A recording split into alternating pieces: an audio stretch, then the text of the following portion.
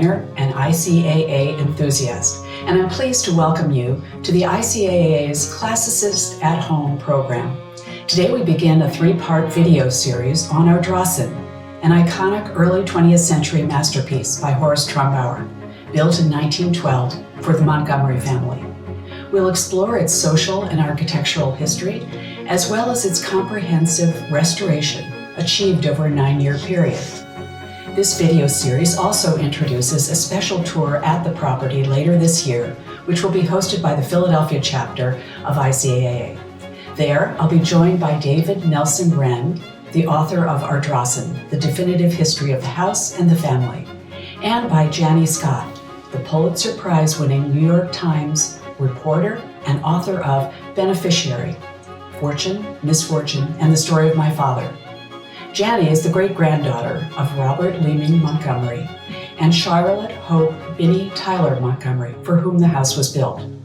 I had the distinct privilege of working with Robert Montgomery Scott, Janie's father, on this bold and complex initiative, and I'd like to invite you to join me on this special path. For most of us who focus our energies on architecture and design, on preservation, restoration, and recreation, and on art, antiques, and furnishings and collections, this field represents a lifelong love affair with houses. Not just what they look like from the outside, but what goes on inside. Who are these people? How do they live? What do they love? What do they dream of, and what makes them happy? And how do they ensure that feelings of warmth, security, and connection for the future will continue? For those of us lucky enough to have an active hand in crafting these extraordinary buildings, we can breathe new life into them and reinforce their relevance for the future. We create lasting beauty and value for generations. This is the goal.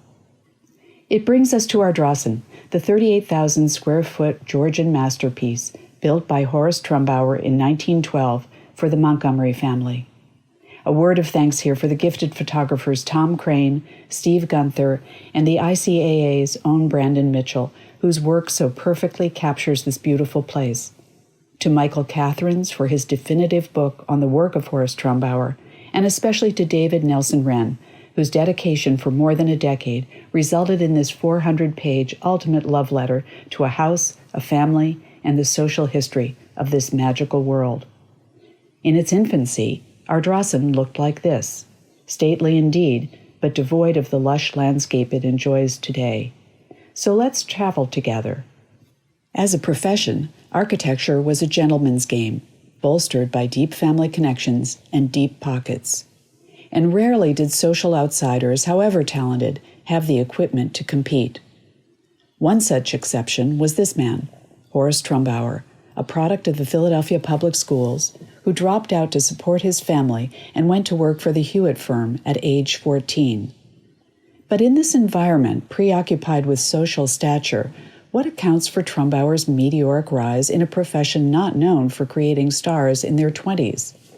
How could a man once described as unclubbable, within a few short years, win a client base with names like Vanderbilt, Gould, Phipps, Stotesbury, Widener, Knight, Duke, Harrison, Elkins, Hutton, and yes, Montgomery? My theory is that unlike some of his well-born and well-connected colleagues who were intent on realizing their own aesthetic vision, Trumbauer, with his signature humility and consummate discipline, was the realizer of dreams for the big personalities and the big egos of his clients. Casting his own ego aside, he aligned himself with talented young architects such as Julian Abel, his lead designer, and the first African-American graduate of the architecture school at the University of Pennsylvania.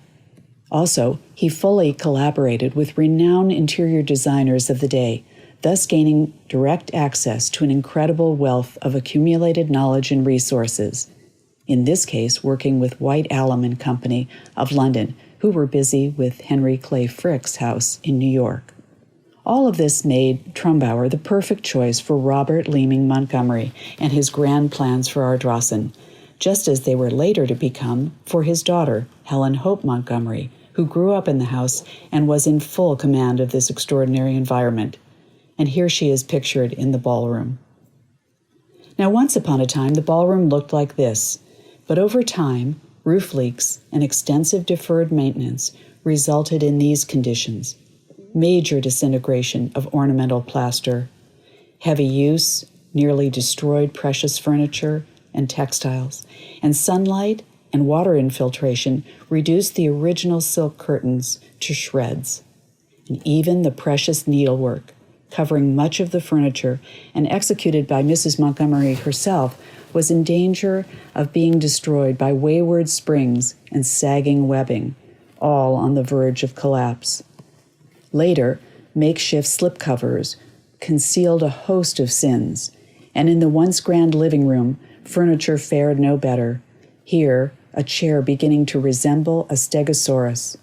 Well-used sofas with front legs barely intact but back legs missing altogether and held up instead by a stack of bricks.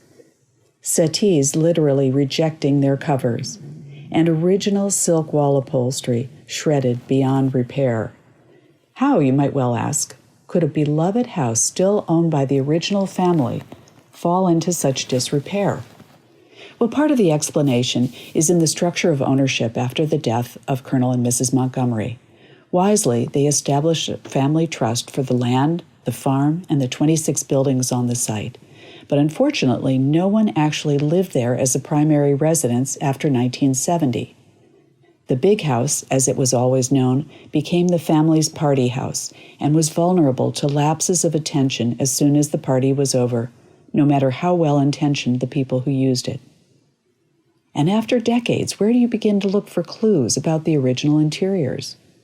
Family, photographs, memory, written accounts, shreds of original fabric trapped under nail heads. These are all the usual, but in this case, we had a secret weapon.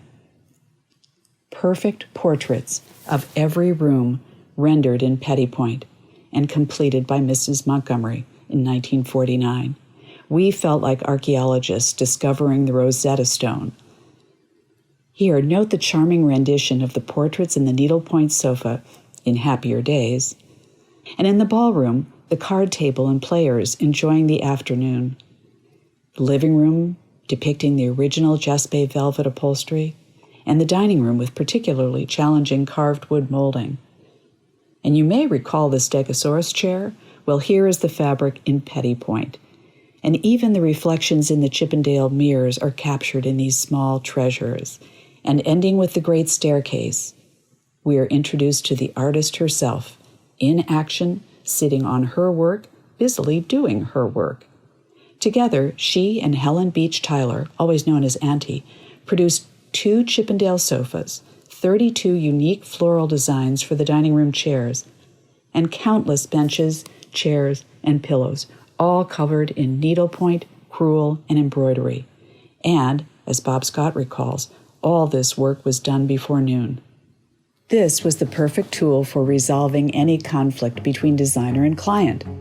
When there was a difference of opinion, all we had to do was consult the wall, and there was the answer in exquisite detail.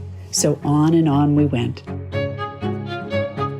Thank you for joining me, and I'll look forward to welcoming you soon for part 2, when we'll focus on the inside story behind the restoration process.